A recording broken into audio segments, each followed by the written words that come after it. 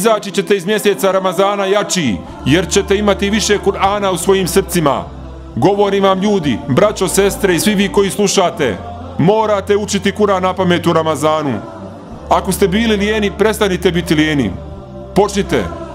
Nije bitno ako zapamtite 2 ajeta, ako zapamtite 2 stranice, ali postavite svoje ciljeve visoko. Imajte velike ambicije, visok cilj. Reci sebi, zapamtit ću cijeli Kur'an za ovaj mjesec, zapamtit ću 10 stranica, završit ću cijeli Ame Džuz ili tako nešto. To je visok cilj. Čak i ako ne završiš, stavi sebe u tu poziciju. Kad neko pokušava da nauči Kur'an na pamet, pa ode na sabah u džamiju i onda odlučiš da ćeš ostati još nekoliko sati, samo ćeš sjediti tamo nekih 30-40 minuta i pamtiti Kur'an. Mogu vam reći da je to jedan od najiskrenijih vidova ibadeta koje ćete uraditi u svome životu. Jer ne pamtite Kur'an da biste se ostalima pokazali. Ne, nego kad pamtite Kur'an, jedini koji zna za to je ko? Ti.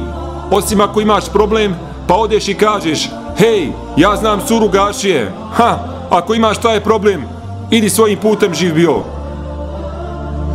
Sve ostalo, ako učiš Kur'an, za koga ga učiš? Pa za sebe. I trošiš toliko vremena za svaki ajet i svaki put kada ga ponoviš, meleki to zapišu. Jer kad učiš na pamet, ne moraš li se podsjećati. A svaki put kada se podsjećaš, meleki to zapišu. Svaki put ne zapišu jednom, nego 10 puta za tebe. 20 puta zapišu radi jednog ajeta. I bereket Kur'ana ulazi u tvoj život. I to je ono što moramo raditi što se tiče mjeseca Ramazana.